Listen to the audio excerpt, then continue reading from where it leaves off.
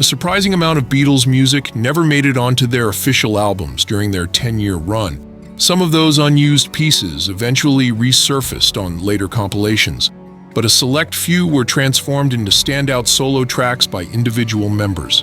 Let's take a look at 3 songs that found new life and real success once the band members struck out on their own. 1. Isn't It a Pity?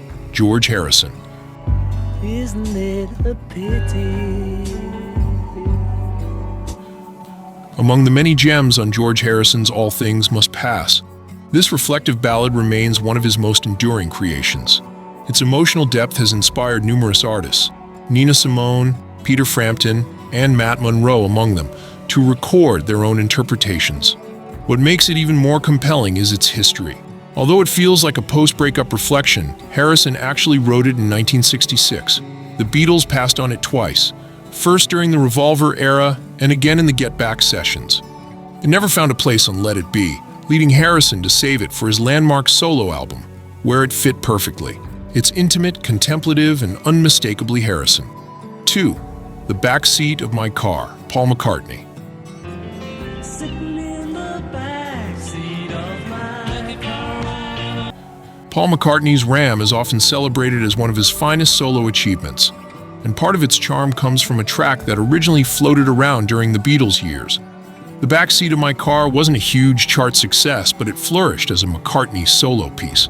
The idea for the song dates back to 1968, when the band was still intact, though it never developed into something the group recorded. Once McCartney refined it for Ram, it became a beloved part of his post-Beatles catalog. 3. Gimme Some Truth, John Lennon. Just give me some truth. I've had it. As one half of the Beatles' central songwriting partnership, John Lennon saw most of his 1960s output go straight into the band's repertoire.